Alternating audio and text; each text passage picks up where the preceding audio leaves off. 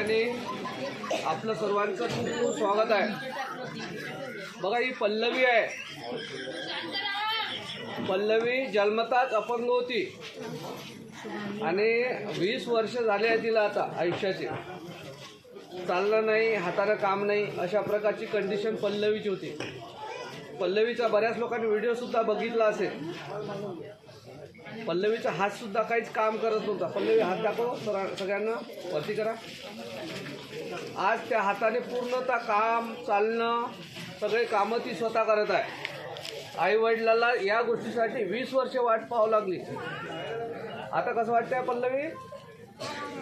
हां, पल्लवीला अपंगत्व हे जन्मता होतं आणि आज पल्लवी त्यामधून बाहेर पडलेली आहे। या ठिकाणी आमचे वैद्यकीय अधिकारी त्या बाबतीत सांगतील, माहिती देतील काय असते। लहानपणामध्ये जो पॅरालिसिससारखा एक अटॅक येऊन जाते आणि त्याच्यामध्ये बाळाला जो इजा झाली असते आणि त्यानंतर त्यामधून सावरत नाही बरेच पेशंट। पण आयुर्वेद असं शास्त्र आहे ज्याच्यातून बऱ्याच प्रमाणात आपण रिकव्हरी पाहतो आणि 20 वर्षानंतर आपण रिकव्हरी देतो आहे त्यांना। एवढा मोठा फरक आयुर्वेदामध्ये असतो। सरांना विनंती करेल त्यांनी याबद्दल माहिती द्यावी। नमस्कार, माझं नाव डॉक्टर अभिजित सुधाकर चव्हाण।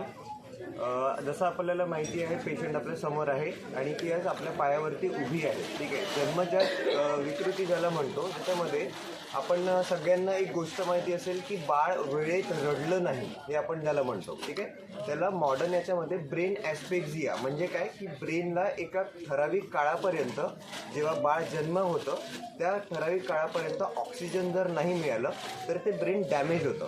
तर आता जसं वयानुसार झालेला जो पॅरालिसिसचा अटॅक असतो त्यासारखीच ही कंडिशन राहते। काही ठराविक वेळापर्यंत जोपर्यंत ऑक्सिजन ब्रेनला मिळत नाही किंवा बाळ रडत नाही, रडतं तेव्हा जेव्हा नर्वस सिस्टम जेव्हा ॲक्टिवेट होतं, तर अशा वेळेस जेव्हा ऑक्सिजन मिळत नाही तेव्हा जो ब्रेनचा एखादा पार्ट डॅमेज होतो त्याचे खूप सारे वेगवेगळे, काही लोक तुम्ही बघितले असेल बाळकीचे बोलू शकत नाही किंवा मग 1-1.5 वर्षापर्यंत उभं राहत नाही जनरली, किंवा मग काही लोकांचं असं राहतं की ब्रेन जो आहे तो मोठा असतो, जेव्हा ते जन्माला येतं तेव्हा त्याचा जो ब्रेनचा पोर्शन राहतो तो मोठा झालेला असतो। तर हा जो ब्रेन डॅमेज असतो हा इरिव्हर्सिबल मानला जातो। इरिव्हर्सिबल म्हणजे एकदा त्याला झालेली इजा ती आयुष्यभर कधीच रिकवर होऊ शकत नाही, अशातल्या काही केसेस असतात। म्हणजे